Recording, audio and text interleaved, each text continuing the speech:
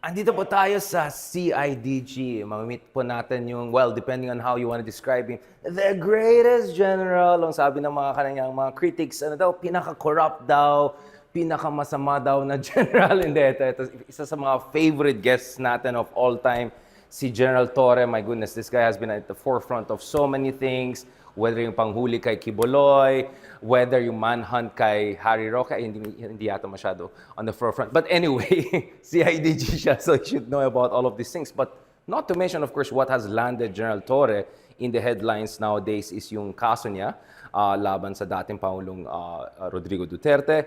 After si former president, yan na naman siya, nag-threaten na naman siya kung ano na naman sinasabi niya, incitement to violence. And of course also, and this is quite sensitive, yung kanyang libel case, no? Laban doon naman sa isang supporter ng dating administration kung saan parang pinapakita na si General Torre. Fake news obviously ito, na si General Torre is supposedly unwell and hospitalized and all. And I think that was a bit too much na for him.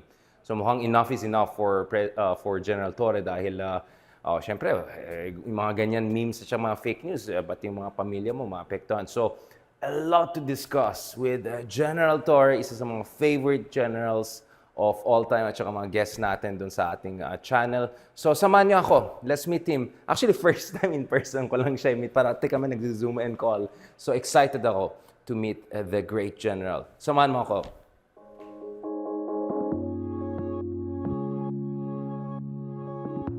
Dami mga OGs dito. Of course, para sa mga taga Baguio, special din ang office ng CIDG dahil yung kasalukuyan namin ng mayor na si Mayor Magalong ay dating CIDG chieftain. So, this is an August office and marami mga OGs talagang naging director dito. So, dito natin i-meet si General Torre. May meeting tayo ng between 4:30 to 6 p.m. So, medyo maging comprehensive discussion natin. Kaya, good luck sa atin. Let's go. Something like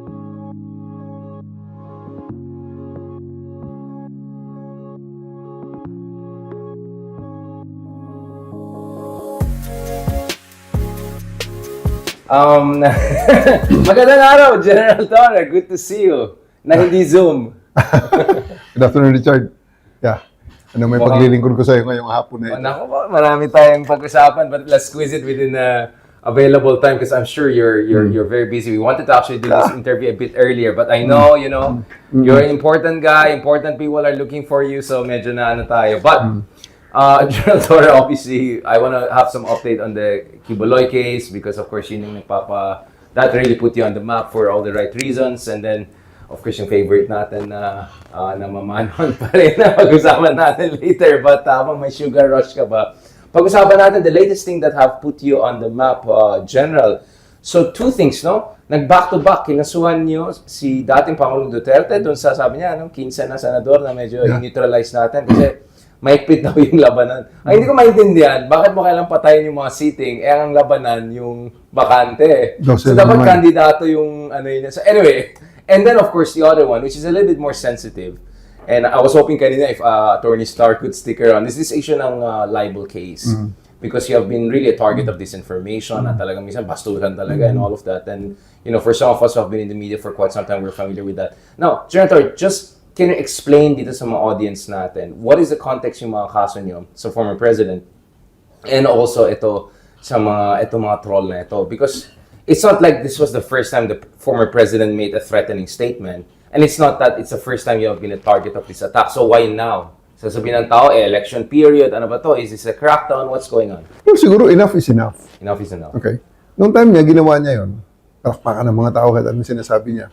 At pambubudol na ang kanyang mga sinasabi. Palakpakan pa rin ang mga tao, di ba? Jet ski, budol yun na. 3 to 6 months, budol yun na.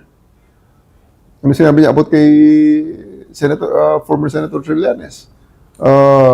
Offshore accounts, budol din yun na. Di ba? Ay, at the end of the day, napakaraming budol. Pati yung mga sinasabi niya doon na inaamin niyang mga criminal activities niya sa Davao. Sowing intrigues and planting evidence nung siya ay prosecutor. Ano yun? Lahat joke yun? Kaya siguro, okay lang yun. Ginawa niya sa kanyang termino bilang presidente dahil siya ultimately, he's responsible for running the country during the time. Pero ngayon, hindi. Iba na presidente. So, it's either he shut up or he just wait for the elections and show his might. But rallying our people in the wrong direction, using the wrong false pretenses, na para bang rally the public, using false pretenses, parang foul naman yun because, the freedom of speech is not absolute and it has to be tempered and done within the limits of the law. Gerald, just going back to this, sabi niya, enough is enough. Obviously, we can have a long conversation about the 6 months of Duterte's term. We had Senator Trillanes also on our show, constantly reminding us, hindi lang sa mga budol, but yung mga lumabas sa Quadcom na kung ano-ano, di ba?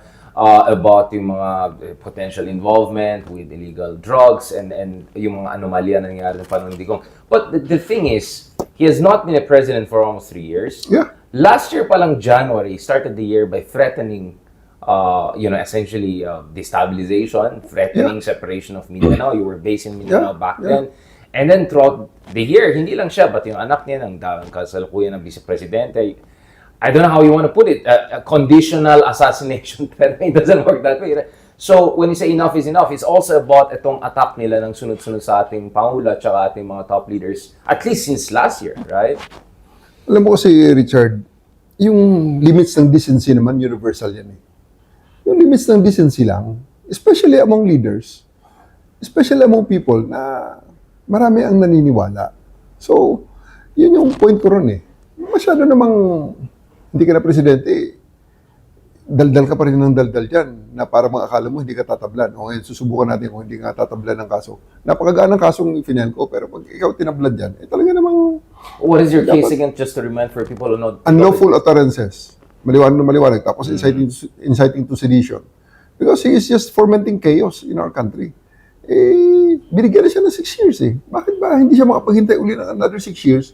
At kung gusto niya patakbuhin kung sino man dyan sa mga anak niya o sa mga kamag-anak niya o sa kaalyado niya, di maghintay sila ng 2028. Actually, itong 2025, pwede niya patakbuhin ng mga lahat ng kaalyado niya at pinatakbo niya nga. He can do the campaigning, but limit it, temper it within the bounds of the law. General, what is, sa tingin, ano ba yung issue dito? Kasi you were based in Davao, you know this family very well. We'll talk about other people related to him, Kibuloy, Harry Roque later on. Ano yun, hindi niya matanggap na wala na sila sa poder? Ito ba yung issue niya talaga? Power trip ba to? Or power hungry ba to? Hindi ko maintindihan. Bakit siya ganyan? Masyado na sila naging komportable na talagang absolute sila, nag-Diyos ang tingin nila sa sarili nila. Na anything they do, anything they say, they can't go wrong. No? Pero hindi ganun eh. May mga taong hindi naman lahat nasisiyahan eh. Syempre may butante nga ang mga kalaban nila. Sige, sabihin natin na palagi silang panalo. Pero tingnan mo nga naman yan. O bakit hindi niya patakbuhin ang sarili kung talagang malakas sila eh. Bakit kailangan ang tatay mismo ang tatakbo laban dun sa pagka-mayor eh. Matanda na nga siya eh. Di ba? Patakbuhin niya mga anak niya para malaman natin kung talagang tanggap nga ng buong Davao City ang pamilya niya. Wala ba siyang confidence na kanyang mga anak, na mananalo ang mga anak niya? Mukhang wala eh. Mukhang wala eh. Di ba? So, diyan pa lang, sa puntong yan, medyo makapag-isip na tayo na something's wrong. He has to put his own house in order first before he start fomenting chaos dito sa other parts of the country or the whole country in itself. So can we say, I mean, to use their favorite term, destabilizer na ba ang mga Dutertes, basically? I mean, that's the term they used to deploy against any critics back in the day. Yan kasi mga terms na wala namang legal definition. Walang legal basis. But yan, opinions yan, opinionated. So at this point, I do believe that my opinion does not matter. Ang sa akin lang tinitingnan dito, nung final ko ang kaso, I saw a violation of law. So yun lang basihan ko. I saw a violation of law. And when it comes to the Dutertes, General, do you think worried din sila na baka this could be their downfall, na existential threat? May sense of desperation ba sa tingin niyo on their part? Hindi ako makapag-speculate eh, I don't want to speculate din also. Pero tingnan natin, nalalapit ang election, di ba? The Patriarch Duterte is still running. Hindi niya mai-hand over sa kanyang mga anak ang renda ng Davao City. So maybe it speaks a lot. So at the end of the day, it will be the people of Davao City who will be determining their fate. So the voters will just make their voices heard on this coming election. Well, this is a politically sensitive question. I mean, you're free not always not to answer me, General. Still, there is a possibility that the ICC warrants of arrest could come this year. I mean, again, it's speculative at this point in time. Nasunog kami. Can you say that the Philippine National Police is ready to enforce if ever the DOJ clears this, if the Philippine government clears this? Well, you know, ang Philippine National Police naman, susunod lang yan sa kung ano ang iutos sa kanya. Especially, yung mga legal na utos, syempre. Right. Eh, nung time niya nga, may mga illegal orders nga dahil ito mga orders na hindi nga niya maamin sa Quadcom, di ba? Sumunod nga ang mga pulis. Let's not sugarcoat anything. Let's stop sugarcoating things now. Talagang susunod ang pulis sa kung sino ang nagutos, especially ang nagutos ay duly constituted authority.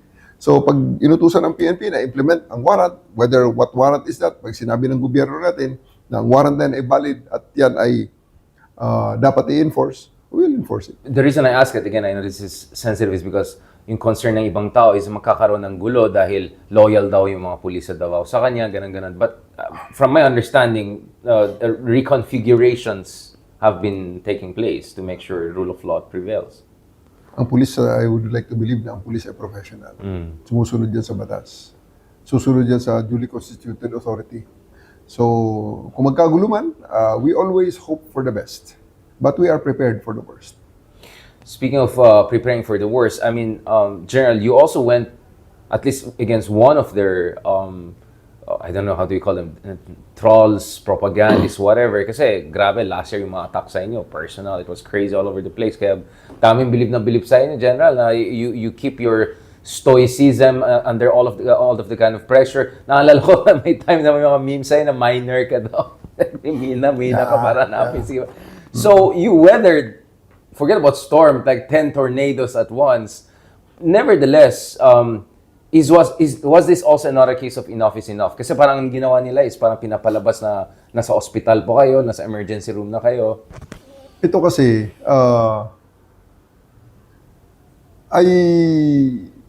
I believe that they crossed the line on that matter. Actually, for so long, ang dami nilang pinagagawa. Game lang naman ako eh. Yung ginawa nilang meme na may sungay ako and nasa impyerno, ay ginawa ko mga profile pic. Right. Pero yung apektado na ang pamilya, yeah. I think people can identify with that. Bakbakan tayo, pero may mga limits tayo, may mga boundaries tayo. Ang hindi kasali yan because you really won't like it. Pag ako naman ang gumanti dyan sa ganyan na hindi kasali, isasali ko rin. Right. Di ba? Pero hindi tayo ganun eh.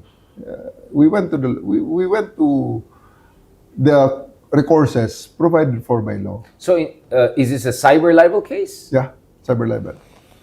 The reason I asked that is, of course, I come from the media, and this is a sensitive issue, and I was hoping Attorney Star would stick around kanina because we have this case kung saan, this doesn't apply to you, obviously, but, you know, mga politiko, ayaw nila yung may na-criticize sa akin, i-cyber libel nila agad. And sometimes they say the process is punishment, meaning kasi mahal yung kaso, ganun-ganun. Obviously, in your case, you know, what you're saying is that enough is enough. Talagang below the belt na yung mga attacks, apektado yung family nyo. What I want to say here, General, is that from the outside, how do you reassure people na hindi ito yung parang ma-weaponize ng mga ibang opisyales? Or they might not get ideas from you, and then any criticism, any satire will be facing a cyber law case. Ang dami naman nilang ginawa na before. May kinasuhan ba ako? Wala naman eh. Ngayon lang. Kasi nga, yun nga sabi ko, don't cross the line. Game tayo dyan, kahit ano sabihin nyo, most hated man, may lumabas na naman ngayon is the most corrupt police officer, mga ganon. Gagawa ng story, yeah. The most incompetent police officer, may retired nga na general dyan na bakbak ng bakbak sa akin, pinapabayaan ko nga eh. Right. Hindi ko na nga pinapatulan because, well, sige lang, barat ka lang dyan, sir. No problem, we'll listen to you kung ano man ang gusto mong sabihin because at the end of the day, you had your time, and I don't think you succeeded. So, maybe in areas where you failed, maybe we'll succeed. So, yun na lang ang pinaka-the best na ganti na lang dyan sa kanilang mga criticism sa akin, which is nangyari na before when I'm looking for Mr. Kibuloy. Marami nagsasabi, may mga nagtitext sa akin noon na bilang yung upperclassman mo, sinasabi namin sa inyo na you are walking towards the road to perdition. Bigla na lang nahuli ko si Kibuloy. Ano ngayon naman sasabi nila? So, redemption. Sa kanila naman, wala naman silang decision lang na humingi ng, sorry tuloy-tuloy pa rin. So, at the end of the day, I just can't believe the kind of thinking these people have. Kaya minsan, gusto mong maniwala talaga, medyo may kahinaan talaga ng ulo mga sa naniniwala sa ganung propaganda eh. 6 na taon na budol hanggang ngayon, binubudol pa rin. Paniwala pa rin eh. Kulto is kulto. Yeah. I'm sure you know a lot about cult, and that's why I'm glad there's a Holy Bible here, to keep us protected and all. No, General, going back to this, so are we gonna look at also potentially cyber libel cases again, other trolls and propaganda? Kasi ang dami nila eh. Grabe, ang dami nila all over the place. Sa akin naman is, nakita nyo naman eh, I can let those things pass. Right. Except for a few things. Pero, ako naniniwala naman na mga Pilipino, may decency pa rin yan eh. May mga exceptions lang, yung mga pasaway. Kaya nga marami pa rin Pilipino nandiyan sa labas ng kulungan eh. Wala naman, hindi naman lahat nakukulong. Kukunti lang nakukulong. Yung talagang napakapasaway, and they know that it's already beyond the ambit of the law, and they still want to test the limits of the law. So pag sila ay tinamaan, ayun na. Sa ngayon nga, ang nang tinamaan, biglang umiyak eh. Nagbibideo ng umiyak. Minura ako ng minura eh. Pero okay lang yan. Kuhan tayo dyan. Umiyak bigla ng drama. Yeah. Yung isa, diba, there was this try-kong sa Congress, diba? Pinashokos order yung ibang trolls, diba? Or, hindi nagsilitingan, diba? Tapos yung isa sabi, ay, maapektuhan yung pamilya niya. Paano na sino magpakain ng mga kapatid? Wait lang, inaamin mo pa na bayaran ka ngayon. Bigla, I mean, that's the funny thing, no? So ang sinasabi niya is comeuppance yan, no? Kumbaga, shot across the bow yan na umayos-ayos na kayo, magbagong buhay na kayo, maghanap kayo ng ibang siguro livelihood, wag ganon. Okay lang yan kung yan ang hanap buhay nila. Wag naman Okay lang yan kung anong hanap buhay nila. But they should also be prepared for the repercussions. For the repercussions, yeah. Kumuha sila ng abogado. Kasi nga, ang pinopropagandize nung kinasuhan ko, na kesyo pag namatay siya, ako ang suspect. Ang sagot ko lang naman, napakasimple. Wala akong intensyong patayin ka. At hindi yan ang gawain ko. Gawain nyo yan. Kaya kayo takot sa inyong mga sariling multo. Ang sa akin, kinasuhan kita. Kaya ang sagot dyan, kumuha ka ng abogado para depensa ang sarili mo. Dahil pag ikaw ay nagka-warrant, talaga isi-serve ko personal yung warrant na yan sa'yo. Uhulihin talaga kita. Pupusasan kita. Ilalagay kita sa kulungan hanggang sa makapagpiyansa ka. Kasi sa cyber libel, may 40,000 naman ang piyansa niyan. Kaya niya yan. Pero ipapakulong mo talaga siya oras na lumabas ang warrant niya.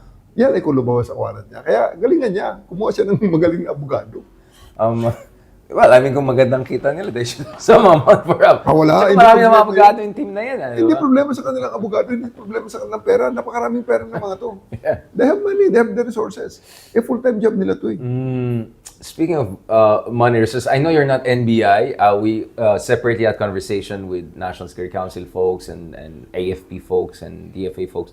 But to the degree that the CIDG and the Philippine National Police can say something about this, ano po yung role ng ating kapulisan, and especially your office, pagdating sa issue ng dealing ito sa mga troll farms na potentially may malign influence or seditious or politically oriented. Hindi lang yung personal attack lang sa'yo, pero may bigger conspiracy to bring down the government. Kasi ngayon, ang diskurso na narinig mo, RevGov, di ba? May mga titos Viber group ngayon na pinag-usapan, openly brazen yung term na ginamit ni Senator Trillanes. I asked si Senator Trillanes kasi alumnus na siya, nakatatlo na siyang kudeta, di ba sabi? So, what is the role of the PNP here in addition to NBI, AFP? From your perspective po? Alam mo, dumating na tayo sa punto na ang giyera hindi lang dito sa physical na giyera. Winning the hearts and minds na rin. Kasama na, lumipat na yung insurgency natin na template na winning the hearts and minds. Dito na dumating na sa law enforcement na pati yung sa stability ng country, pag-maintain ng stability ng country, which is very vulnerable. Considering na marami pa rin tayong mga kababayan. Remember, we are number 79 out of 79 countries in the world. Number 78 or number 79 tayo. In terms of reading comprehension. So, ibig sabihin, napaka-vulnerable natin. Yung PISA ranking. Yes. Ang mga kabataan natin, marami tayong citizens na uninformed pa. Despite na sa proliferation ng social media, siguro dahil marami sa atin ang naging, kahit na sa mga estudyante, ang naging focus, hindi na yung pag-aaral, kundi yung talagang survival eh. So, gano'n ang situation natin. So, we're very vulnerable sa mind conditioning. So, dapat ito ay pangalagaan din ng ating gobyerno in such a way na huwag namang makawawa ang mga tao natin na masubuan ng maling impormasyon pagkatapos paniniwalaan nila na at the end of the day, ikapapahamak nila individually at ikapapahamak ng ating bansa and our community as a whole the Filipino nation as a whole. Dahil ito na nga, na-shape ang ating pag-iisip ng mga maling, tuward sa maling direksyon, gawa ng mga taong may mga resources para gawin ito. So, we need to protect our country regarding that matter. Parang wala ba sa krimen yan? May mga tao, or especially the organized crime. The organized crime has the capability dati na to shape the direction of the community. So, andyan ang law enforcement. Ini-enforce ang mga batas. So, sa ngayon, ang PNP, with the ACG at the Cybercrime Group, and itong sa ADG, is in the forefront of ensuring na yung mga utterances, yung mga information na inilalabas, ay tama at hindi fake news na designed to harm our community and our country. Speaking of the existing legal structure, kasi generally you always talk about the rule of law and that you follow the law even against all odds back in the day, diba? Under the previous administration, to put it honestly. Sapat ba yung mga kasalukuyan ng mga batas? I know, again, this is a sensitive question, but some officials would openly say na, for instance, yung mga batas natin dun sa treason or yung mga ganun, kailangan i-update kasi Commonwealth era pa yung mga iba dyan. Do you think when it comes to our legal infrastructure at saka existing legislations, when it comes to the issue of yung mga seditious, destabilizing, weaponization of the information ecosystem. At ngayon, actually, the other day, kausap ko lang si the USEC Jeff from DICT. He was talking about itong cheap fake. Ang daling gumawa na napaka-sophisticated. He was saying, actually, you can make a very believable na fake video na siguro mga 50,000, 100,000, kaya na ngayon. Sobrang mura. I mean, it's very affordable. What's 100,000 for politicians, right? So, yung sinasabi niyo pa na napaka-vulnerable na po yung population natin dahil mahina yung educational foundation, yung critical thinking training. And then ngayon, lalagay mo pa ng ganyan mga technology na gumagaling every year. Kagabi lang, I was just checking ChatGPT, was comparing to other things. Sa tingin niyo ba, kailangan ba natin ng mga bagong batas or mga bagong mekanismo or siguro palakasin yung kakayahan ng mga iba't ibang ahensya, katulad ng ahensya niyo, General, para mas effective yung response dito? Kasi nakakatakot eh. Alam mo, Charles, that's the reason why Congress is existing. Kasi ang operational landscape, ang operational environment, nag-iiba-iba yan. You cannot enforce something that's not prohibited by law. Di ba? You cannot stop somebody from doing something that's not prohibited by law. Kaya nga, ang Kongreso natin ay, kung din yan, it's keeping up with the times. So, may mga additional na mga bills, may mga bagong bills na sinasampa dahil ito ang nakikitang situation, ito ang dapat na solusyon, wala kang batas na naka-involve dyan. So, may mga batas na kinakraft regarding that matter. So, are there existing laws that are, I mean, sa pagkaalam nyo ngayon sa Kongreso, do you think the Congress is looking at this enough in terms of yung mga kailangan ng mga bagong batas or amendments? Kailangan ba amendahan yung mga ibang batas natin pagdating sa issue ng weaponization of the information system?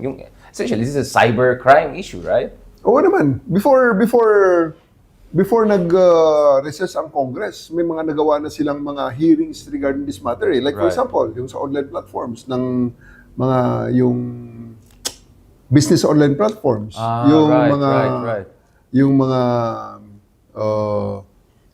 mga apps na about marketing apps, yung mga wallet apps, lahat yun, maraming mga hearings na ginagawa ang kasi daming scam Kasi dyan nangyayari. May maraming bibiktima dyan. Maraming life savings ang nawawala dyan. Meron din dyan na mga nagfo-foment ng discontentment, nagfo-foment minsan ng away the interpersonal relationships are affected. So, ang Congress naman natin is, I do believe, is very responsive in this matter. And when it comes to President Marcos Jr., I mean, the sense is that he's leveling up. Kasi parang last year, ang sinasabi na ito, this is ironic, I mean, I'm from Ilocos, parang napakabait naman ni BBM, puro mga ganun ng tao. But now, we see the President really stepping up. Dun sa speech niya sa Lawag the other week, talagang kinall out niya lahat ng mga budol ng previous administration, di ba? Whether it's corruption, Farmali, whether it's West Philippine Sea issue, whether it's, yung drug war na fake naman na drug war. From your perspective, do you think President Marcos Jr. is showing the kind of leadership needed? Kasi medyo nakakatakot na yung situation ngayon. Kabangga mo, isa sa mga pinakamalaking pamilya, ex-president, vice-presidente yung anak, di ba? Mayor, congressman. So, do you think President Marcos Jr. is showing enough mettle of leadership And are you optimistic na tuloy-tuloy lang ito? So at the end of the day, your ability to do your job depends on whether the commander-in-chief is doing his job, right? Yeah. I'm very, very sure. I'm very, very confident that the president is actually on top of everything. At masaya nga ako sa kanyang mga latest pronouncements. Right. And ang ating presidente, napakatalino niyan eh. And together with the mandate of the 31 million plus Filipinos who voted for him into office. And still a majority approval. Oh yeah, majority approval pa rin hanggang sa ngayon. And obviously, meron siyang mga resources, information sources and resources na wala at his disposal na hindi tayo privy. So, Of course. the decision making of the president, I'm very, very confident na tama yan at para yan sa kabutihan ng majority ng bansa. Kaya pag kinall-out niya na yung mga kabudulan ng previous administration, na talaga namang hanggang ngayon ay inaayos pa natin, talagang ako yung suportado dyan. Sapagkat nakikita naman natin ang totoo eh. Nakikita natin ang totoo na isipin mo naman, ipinagmamayabang na supposedly best president itong previous president. Solar system. Sa buong solar system. Bakit naman ang pumunta naman sa Kongreso para harapin ang sinasabi ng mga maliliit na mga kongresista, wala siyang maamin sa kanyang mga sinabi at kanyang mga ginawa. So, at the end of the day, yun nga ironic dyan. So, medyo, ang suggestion ko lang talaga dyan is for them to just lay off. Hintayin nyo, may political process para sa inyo na pwede nyo salihan. Andyan ang 25 election, andyan ang 2028 election. Doon na lang. Wala na yung extrajudicial, extra-constitutional processes na lahat na lang kabudulan na noon, itutuloy mo pa ang kabudulan sa present administration. Well, I mean, budol, may budol din. But generally, going back to this, you talked about legacy, damage control, legacy. Of course, yung ating kapulisan was front and center of Duterte's drug war. So if we say the drug war was problematic, then unfortunately, that means may effect din ito sa ating mga kapulisan. What are the reforms underway to make sure na yung Philippine National Police comes out of those quote-unquote dark days, right? In a better shape and a better form. Ano yung mga security sector reform, to use the technical term there, Initially, we take our cue from the pronouncement of the president. Walang patayan, wala nang patayan. Yeah. Tigilan na natin yan. Extrajudicial system, tigilan na natin yan. So, yan ang aming sinusundan based sa implementation at pronouncement ni General Marbil, ating Chief PNP, doon sa utos na yun ng Presidente. And Richard, even on record, tingnan mo on record, makikita mo, ang 2022 na 2020, 2021, 2022, makikita mo, napakarami ng operations conducted. Pero ang seizure, napakakonti. Napakakonti. Kung binigyan mo ako ng prior time dyan, na ito pala itatanong mo, napakakonti ng drug seizure. I-compare mo sa 2022, 2023, 2024, konti lang ang forward operations. sa akin yan, General, para yung reference stat, Konti lang ang operations, pero ang seizure, napakalaki na dihamak kung ikumpara sa mga dating seizure. So ano ibig sabihin? Yung previous na drug war, patayan lang ng patayan. Walang confiscation ng mga droga sa baba. Ayan, kaya kong ipakita ang numbers niyan na nandyan sa ating Directorate for Operations saka sa Crime Lab. Crime Lab na data yan. Yung mga submitted evidence sa kanila since the start of the drug war as compared to what the present administration is doing. General, do you think that has to be communicated in a better way? Kasi yung line of attack ng mga DDS parati is mahina sa drug war, tumaas ang krimen, dinagsaan tayo ng shabu and drugs and all that. Kasi yun yung line of attack nila. Ito nga ang tinatanong ko sa totoo lang Do you really feel safe during the time? Do you really feel safe? May magsasabi, we feel safe. I-rephrase natin. May anak kang high school. Okay lang ba sa'yo? Na alas 7 ng gabi, wala pa sa bahay nyo. Yan. Sa ating mga kababayan, tanungin nyo mga sarili nyo. 2016 to 2022. Alas 7 ng gabi. Kasi ang mga anak ko high school during the time, nakatira ako sa Quezon Avenue. Diyan sa Quezon City, ang likod ko tatalon. Bakit? Masarap lang yan tingnan habang hindi ka pa tinatamaan. Paano naman yung anak nung sarhento dyan sa Fairview? Nagre-review ng nursing. Lumabas. Nasa dyaryo pa hanggang ngayon yan. Lumabas, bumili ng cup noodles sa tindahan, dinaanan ng tandem, patay, kinamagahan, anong sinabi? Ay, mistaken identity. Teka muna, first and foremost, sino ang gumawa nun? O, di ba? Hanggang ngayon, unsolved. So ito yung mga death squads, no? Oh, Ito yung diba? mga mercenary groups, yeah. Ano yun? Ba't nagsilabasan ng mga ganun? At ang bottom line dun, allowed, okay lang ba sa atin yun? Ang sasabihin nila, hindi, pag wala ka namang kasalanan, Law-abiding citizen ka naman pag law-abiding yeah. citizen ka, yung nagre-review na yun, hindi ba law-abiding citizen? Yeah. Si Kian na namatay, hindi ba law-abiding citizen? Paano naman yung bata na mag-grade, patay dahil tinamaan ng bala?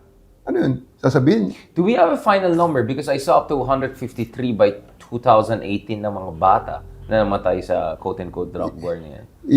Iwanan Bata ko, to yeah. I mean, hindi na ako mag-speculate sa numbers yan, Richard. Ang Yeah. exact numbers yan ay nandyan sa mga dyaryo na natin. May mga research na Right. ginawa dyan. It's already published in the mass media.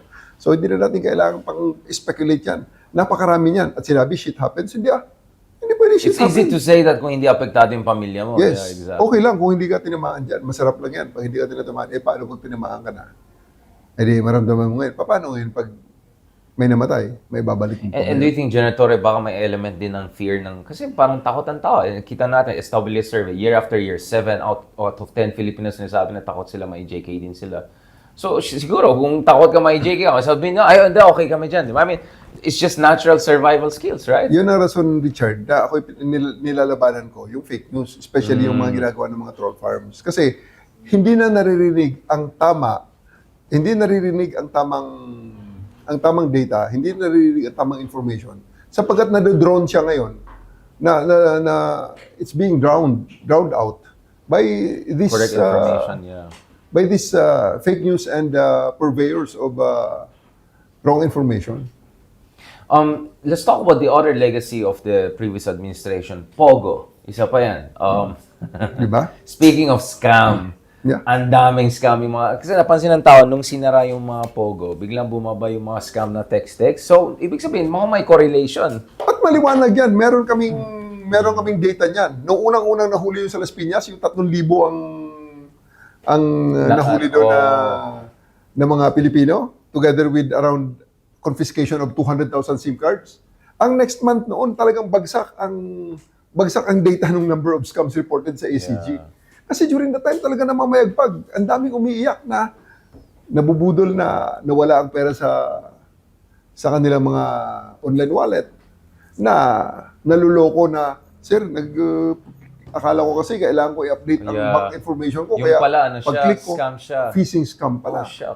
Kaya nung mahuli yun, nung sa Las Piñas, Bumaba yung ano. talaga makikita mo. 90% ang binaba ng number na yun. I was the DRDO of Yeah. NCRPO during that time. And, Hindi ako DRDO. I was District Director of Quezon City during that time. And that's really a legacy of the Duterte administration, letting all of these dodgy Pogos coming in, di ba? Napansin ko, sabi nga nila, umalis na daw yung mga ibang Chinese, yung mga Pilipino daw na takeover para nagkaroon ng technology. Tinuruan mo may technology transfer. Nagkaroon ng technology transfer. Yun ang sinasabing ginalingan. Pero ang totoo niyan, di ba? Nakakita mo naman hanggang ngayon, nakakahuli pa rin kami ng mga Pogo, nakakahuli pa rin kami ng mga scammers. Right. Is that the legacy that you can really be proud of? Sino may dala niyan? Sino may gawa niyan? At bakit nangyari yan? So it's something that make you question the claims of, the best of the best daw nakarang era. With all the kind of videos na nakita natin na habang kumakain sa restaurant, nagbabarilan. Yun ba yung Kaya hindi ko maintindihan, paano masabihin na mas safe yung bansa mo? Bumaba daw yung snatching, pero tumaas yung homicide. Like, so parang okay lang sa'yo na mas kumonte yung snatcher, pero mas maraming patay. I mean, in what universe is that a more safe country? I mean, di ba, even mga Korean business community na panic doon, di ba, because of the horrible things that happened. So, kaya nga nakakalungkot na general na parang they got away with this budol, disinformation for so long na hanggang ngayon, andun pa rin yung, sorry to say, kapal mo ka, to keep on saying, de, panon namin, lahat maayos, kay BBM, kasi bangag yan, kasi ganun yan. I think enough is enough talaga in that sense. No? Parang, before they call somebody bangag or before they call somebody addict, teka muna, basahin muna natin ang mga previous pronouncements. Di ba? Sino pa ang nag-take ng Fentanyl, painkillers yeah. at Talagang, di ba? May admission naman eh. Well, General, sabi nila daw, pag na-criticize mo yung isang anak, sexist daw. Pag criticize mo yung tatay, ageist naman daw. Talagang hirap naman itong situation. Si BBM lang daw pwede criticize. Well, I mean, it's crazy, no? Lahat na lang ginagamit para lang hindi sila mag-criticize, no, General? Yun nga eh. Kaya nga nilalabanan natin ang fake news dyan. Nilalabanan natin ang yung the wrong way of shaping public opinion. Kasi dapat it should be done within the bounds of the law talaga. Ako babalik talaga ako dyan. I-insist ko talaga. Let's do it legally. Let's do it legally. And what are the concrete reforms that are taking place right now in terms of making sure na never again mangyari dito na kahit sino maging susunod na presidente, even if it's another Duterte, sana hindi na tayo babalik dun sa situation na bara-bara na lang. Well, you know, we deserve the leaders that we elect. Ganun Well, lang I'm yun. not sure, General. That's my problem. Parang hindi ko naman binoto yan. Yun lang. Yun lang, di ba? Na-outnumber tayo. Yun lang. But, you know, ito na naman, ito naman, 2025 na naman. Darating naman ang election, naman. maririnig natin muli ang boses ng ating mga kababayan. Or so we would like to believe that it's that way. Or baka naman mamaya, yun na nga, isinyep na pala ng ibang mga forces ang opinion at resulta ng ating pinakasagradong proseso. So we just would like to at least do our share in ensuring that ito dapat meron tayong honest, orderly, peaceful, free elections para marinig natin talaga ang boses ng taong bayan at educated na taong bayan na alam nila kung ano ang kanilang ginagawa and what they are diving into when they cast their ballots. And what are the efforts the PNP is making to make sure na this is going to be hopefully the least violent? Pansin ko, sa may San Juan area, ang dami checkpoints, ang dami ganun. How effective are these checkpoints and how important are these kind of checkpoints and activities to make sure na hindi magulo tong elections na to? Ang election operations naman, hindi naman bago yan eh. Napakarami ng elections ang ating dinadaanan. Every 3 years, dumadaan tayo sa election. So, may mga template na dyan. But of course, dahil nagbabago nga ang operational environment, nagbabago rin ang ating mga strategies, tactics, mga policies natin dyan. Nagbabago rin, may mga adjustment ng konti para ma-address ang ibang mga nagbabagong mga concerns na lumalabas, at lumalabas na mga issues dito sa community natin. So, the PNP is very responsive in that matter. We're making sure na natutugunan natin ang mga bagong pangangailangan na lumalabas. Are you hoping that this will be the least violent elections, the most peaceful elections? Is that an important target to show na we're maturing as a democracy? Of course. Kailangan talaga natin at every time and all the time na every election dapat naririnig ang totoong boses ng taong bayan to make sure na, you know, the power that the leaders have really emanated from the people. And General, let's talk about a couple of high-profile figures that put you on the map. Of course, on one side you have Go Huaping, who anong status ni former Mayor Go Huaping, AKA dapat yung AKA it's the other way around. Yung Alice Go is the AKA.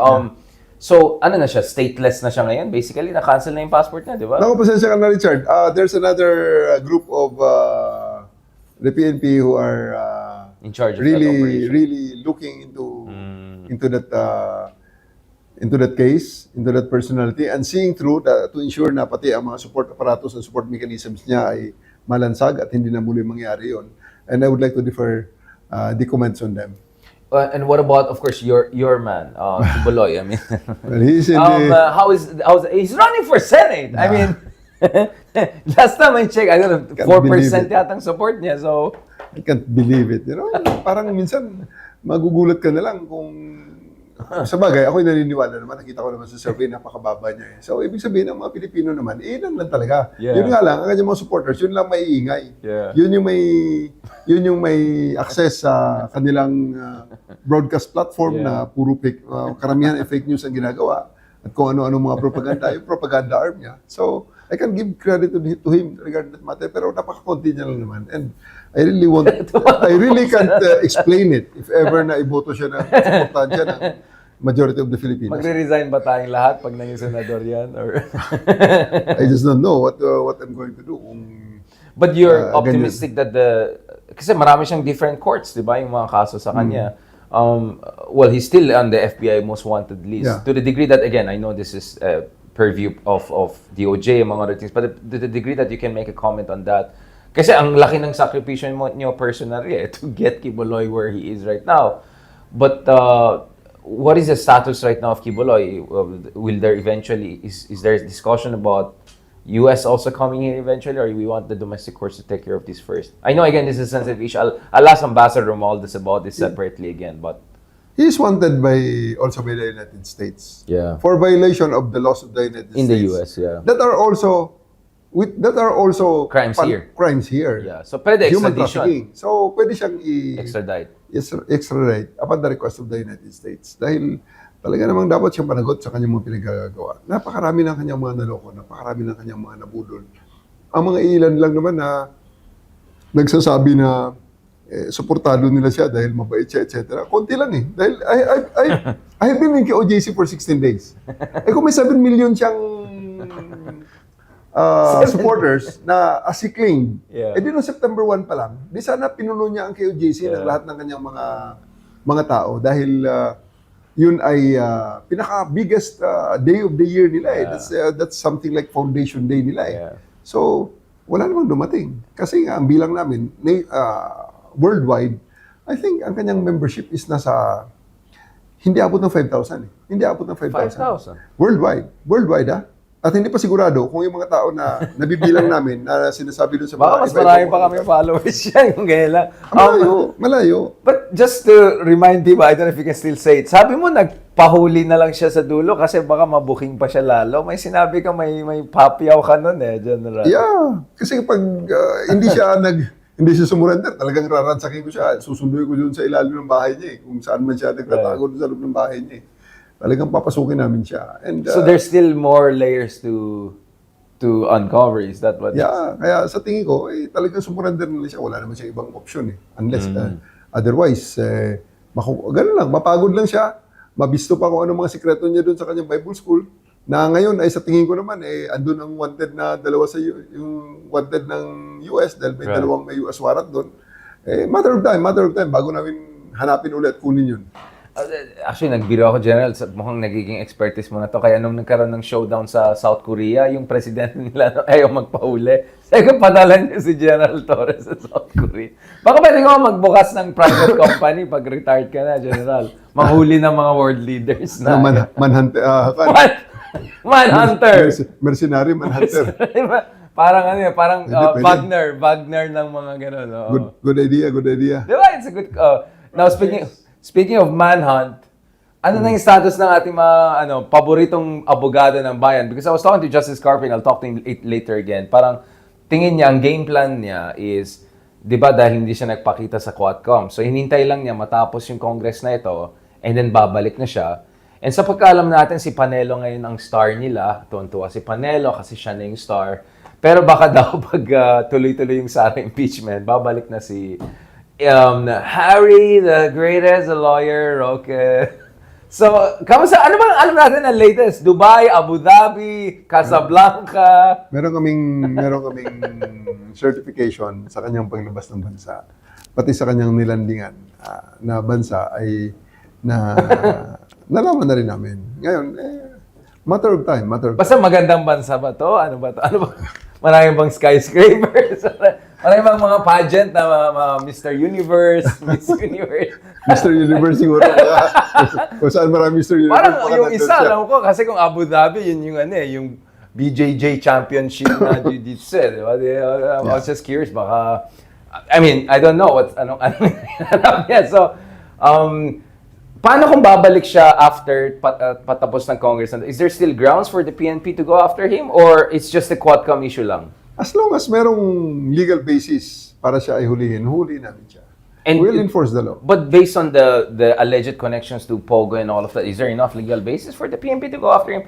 Kasi, kaya nga, so far, ang context is yung Quadcom, di ba? Na pinapatawag siya. So, parang siguro ang tayo issue niya, hintayin ko na, I'll just wait this out, tapos na, next Congress, then wala ng Quadcom. But what you're saying is that there could be still grounds to go after him? Well, depende sa magiging takbo ng mga kaso. Regarding dyan sa iba-ibang mga kasong kinakaharap niya, na-impleaded siya. Pag lumabas ang warrant niya yan, isa-serve natin. Basta as long as there's legal basis, there's we always, alam mo Richard, we have to always babalik tayo sa batas. Kung ano ang sinasabi ng batas, hanggang doon lang tayo. Hindi tayo pwede sumobra ron. Sapagkat pag lumabas na tayo sa ambit ng batas, chaos na yan. We're already towards the end of the discussion. I know, General, you have to head to your next important meetings, and thank you for providing us this time and opportunity. But the reason I keep on asking at nagpa-follow up ako sa mga issue na yan is because ang ayaw ko mangyari, General, yung cyclical lang tayo, seasonal. Etong alam mo yun, nakita mo yung calendar ng mga notorious na tao, parang si Kiboloy ng April, kunya si Alice ko. Yung parang ayaw ko maging ganun, matrivialize. Kasi kung ang init-init ng issue nito, daming hearings, and then wala rin mangyayari. Or makikita mo, next thing yun, tumatakbong senador pala, yung isa, muntik pa nanalo, ganun-ganun. Magiging cynical lang tao eh. Tsaka mawawala ng taong tiwala sa rule of law. Kaya nga, I keep on following you, with you, General. Siyempre, nagpapatawa tayo, but actually, on a more serious note, I just want people to realize na may mga taong katulad niyo po, General, na tuloy-tuloy yung dedication niyo to rule of law. And rule of law is not easy. It takes time, it takes evidentiary effort, of course, dadaan ka sa korte, beyond reasonable doubt, dapat yung threshold of evidence.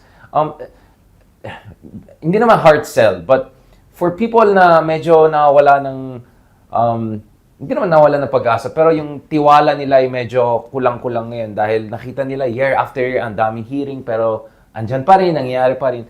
What do you have to tell them in terms of reassuring that the Philippines is moving in the right direction on the rule of law question? Alam mo yung rule of law talaga kasi. Hindi yan ang hindi natin pwedeng i-dispense. Hindi natin pwedeng pabayaan na lang yan na sige, wala na muna rule of law, bahala na si Magellan, bahala na si Batman. Hindi pwedeng ganoon eh. Ito, 2 weeks, 3 weeks ago, may isang bata na supposedly nahablutan ng cellphone. Tumakbo sa looban, hinabol niya yung ng hablot ng cellphone niya. Nasalubong niya ngayon yung mga kasama, kakilala, kamag-anak ng taong nang hablot ng cellphone. Sinigaw na, oy, magnanakaw, hinahabol ako. Pinagsasaksak, patay. Nang inimbestigahan natin, ay ang bata galing sa Northern Samar. At pagkatapos pumunta ng Manila, kasi nagre-review. Kukuha ng criminology exam. So, yan ba ang gusto natin? Na kung sinong may sumigaw, wala nang rule of law, saksakin na lang natin kaagad. Paano sa ganitong case? Mali. Pwede patay ang bata. Iyak ang nanay. Ano ngayon? Pwede ba natin sabihin, sorry, pasensya na at nagkamali kami. Hindi pwedeng ganun because once we dispense with yung rule of law, ayan na, chaos na yan. Okay lang yan kung hindi ikaw ang tinamaan. Pag ikaw ang tinamaan o ang kapamilya mong tinamaan. And, it's very selfish kung isipin natin sarili natin. Dapat isipin natin as a community. Kaya nga, team itong Philippines eh. Team Philippines dapat to eh.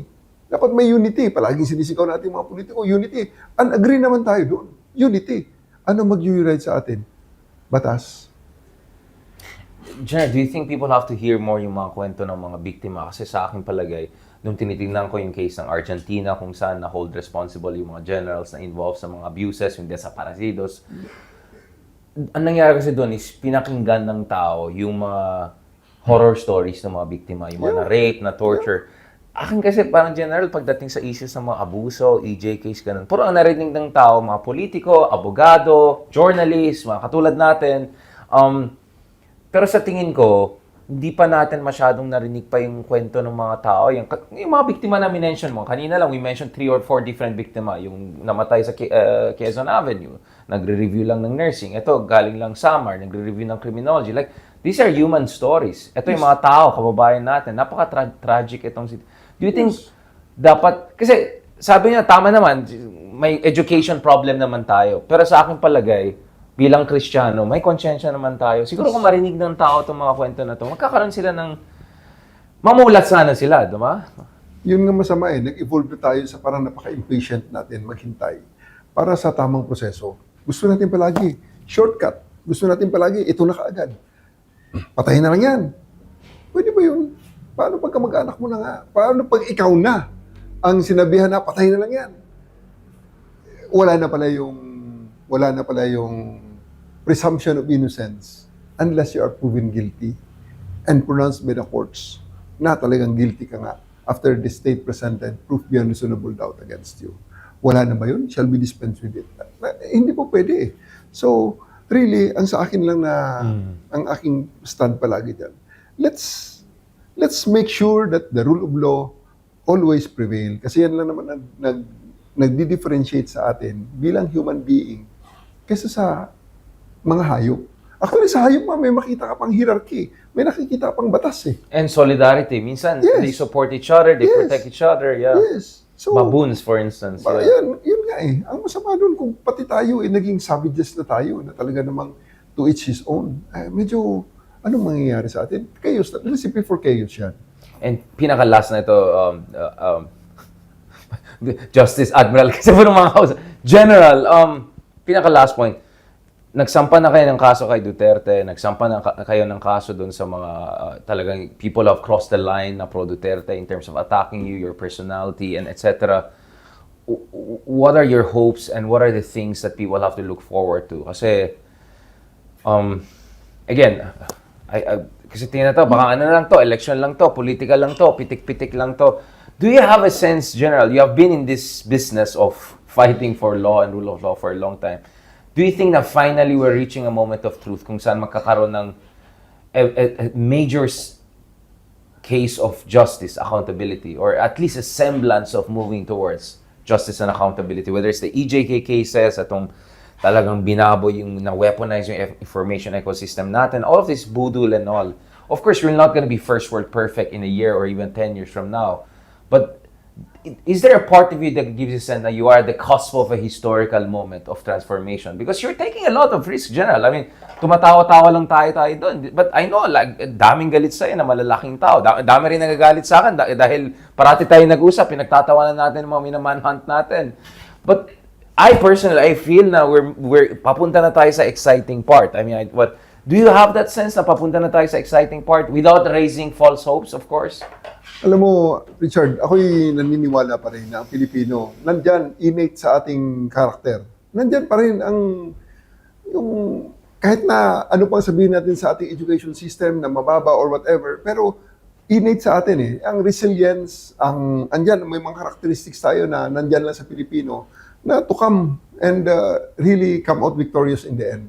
So I do hope na I'm still optimistic na makikita natin sa inner self natin, mahugot natin yung lakas na yun, yung trait na yun, na magkaisa tayo, na masabi natin as a collectively, magkaisa ang effort natin na pagod na tayo sa ganitong sistema. Gusto natin pagbabago naman. Ito muna ang gawin natin.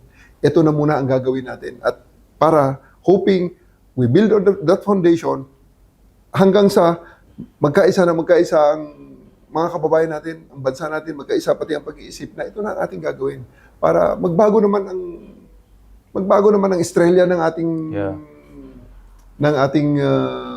bansa, ang direksyon ng ating bansa. Tungo naman sa tunay na lahat naman tayo isang inaasam natin eh. Kapayapaan, ang prosperity, stable future para sa ating mga anak, na iwanan natin sila. We leave them a better world than what we have right now. And you think the president is also stepping up, the commander-in-chief, because you talk to him constantly, right, the president. You think President Marcos Jr. is also all in on this? By the way, hindi ko constantly nakakausap ng presidente. I mean, not directly. Not directly. Yeah, nakakausap. Napapakinggan natin siya constantly na ang mga boss ko dito sa PNP at saka sa Marcos administration. Paminsan-minsan sa next level sa DILG. Pero ang sa atin diyan is the president is doing a great job right now. Napakaayos ng kung ikumpara mo sa ang decency, di ba? Ang pinaka-bottom line diyan, ang decency, how we are perceived as a nation statesman-like, by the other international community, by the international community. Kahit paano, babalik ang presidente natin na pag lumabas, okay ang Pilipinas. Nanalo pa nga tayo sa Olympics di ba? So we had been a toast to other nations. At hindi ka takot sa mga Dutertes? They'll go after you after everything like that? Isang buhay lang naman tayo. Diba? At the end of the day, ang sa akin lang dyan is, I do what I think is right. And I do believe that what I'm doing is right. No. I have faith in the Filipino people na after everything is said and done, after all the smokes and mirrors na tinatapon sa kanila, they will see what is right.